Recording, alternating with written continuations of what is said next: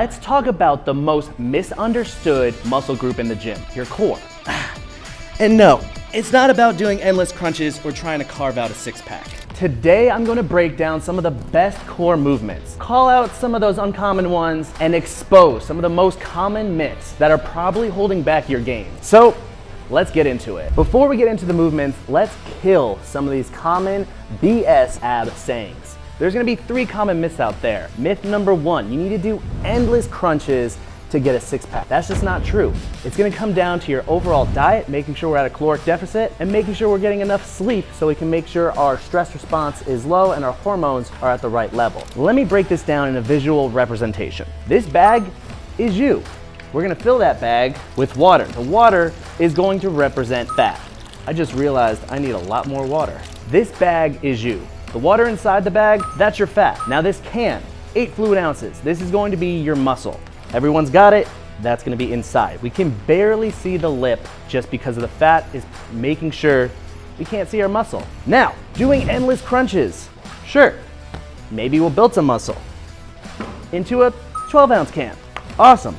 However, that water is still obstructing the view of our muscles. So, no matter how many endless crunches you do, whatever you're going to do for your strength, we have to focus on our diet. Make sure we're on a calorie deficit, focusing on our sleep, so we can start emptying this water, which is the fat, so we can start revealing what's underneath. Myth number 2, the core is comprised of just the six-pack.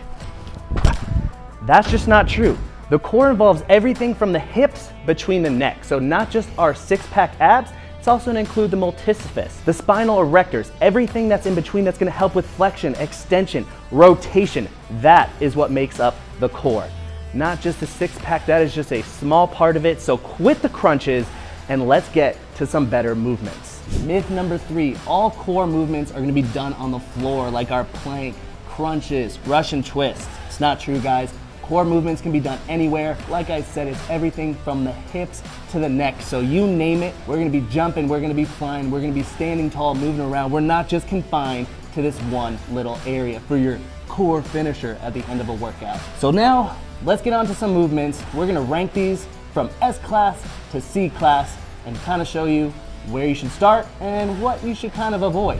Let's go rank our core movements, and these are gonna be from elite to why are we still doing this? All this is gonna break down to overall functionality, how it transfers to performance, and what's it really doing for us? So let's go jump into the S tier first. I don't want you guys waiting around to see what's gonna be worse than to better. We're gonna start off with top tier, just so you guys can see through and figure it out. Our first S tier movement of the day, welcome to the GHD.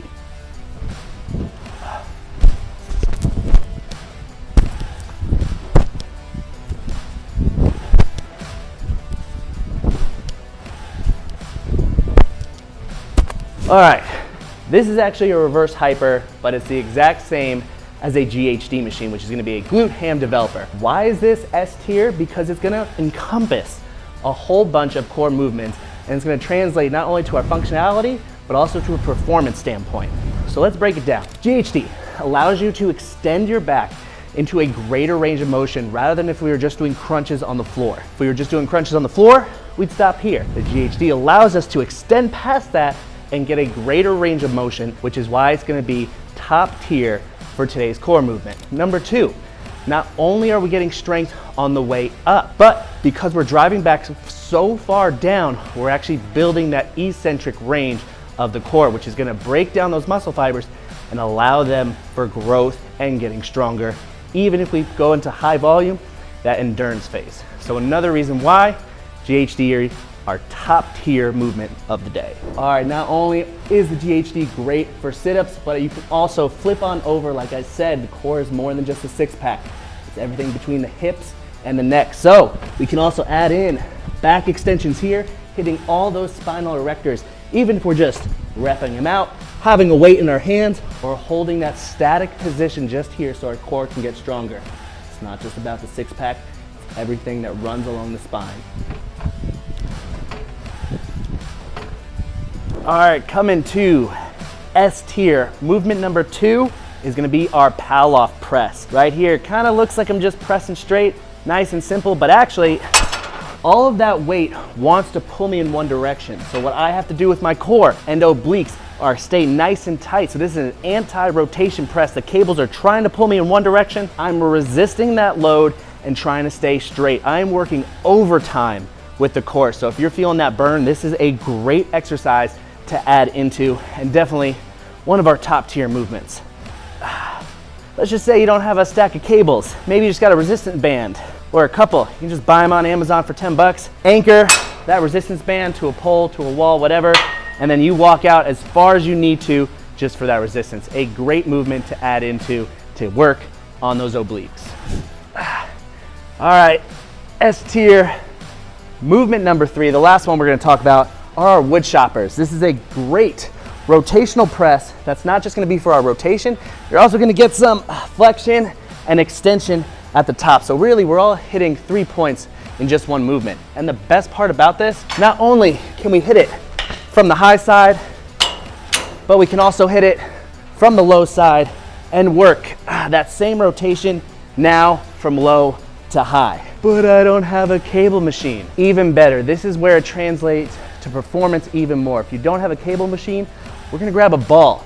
You're gonna stand next to a wall, you're gonna huck that ball as hard as you can into the wall and go for repetitions. Again, lacking cables, all you need is a med ball. You can find this on Amazon for like 20 bucks, but we're just going from a strong rotation into the wall. And you can hit this from a standing position, bam, from a kneeling position, either one's gonna work. And what's great about this, it forces power all the way through the floor, through our core, into our upper body. So the better we can get at using that rotational power, it's gonna translate to other movements, whether we're doing squat, deadlifts, anywhere you have a chain from the floor to the upper body, your core has to be prepped for it. This is one of the top tier movements you can add to the routine. Now that we've officially gone through all 3 of our top tiers, our pal-off press, that rotation, and the GHD sit-ups, let's see what those lesser tiers have in store for us, and maybe we can make them a little bit better. A tier movements.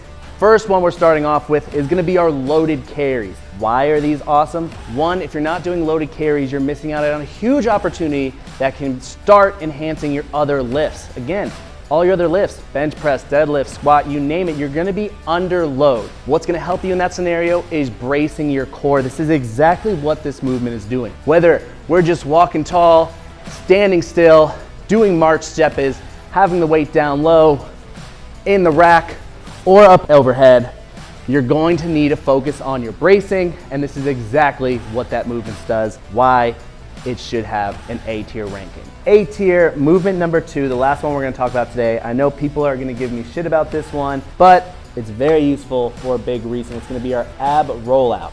And no, I'm not just talking about doing these and going through a lot of extension and flexion with the hip.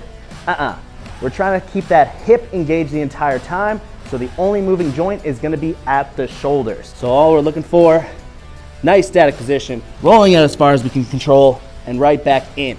That's gonna be a great focus isolation on the core, making sure we get our upper body work. Again, this is just transfer of power through the upper body, making sure we can brace through the abs, which is why I think it's gonna be a solid staple for an A tier list. If you disagree, just drop it down in the comments, let me know why. I'll fight you tooth and nail on this one, but guarantee a lot of people are doing this one wrong. All right, let's get into the B tier movement. This is gonna be our first one. It's gonna be our Russian twist. I see people do endless amount of these, chasing that burn, and with good intentions, it's there, but let's clean up the movement, make sure we're getting the right proper form, and what's the most use out of this? So, we're always making sure our feet are nice and tight together, keeping good compression by pulling those knees into our chest, and then having our weight by focusing on as much rotation as we can, not just back quick rotations. That's not gonna do anything. You can chase the burn forever, and honestly, the results are just not gonna come. This whole movement is about that compression.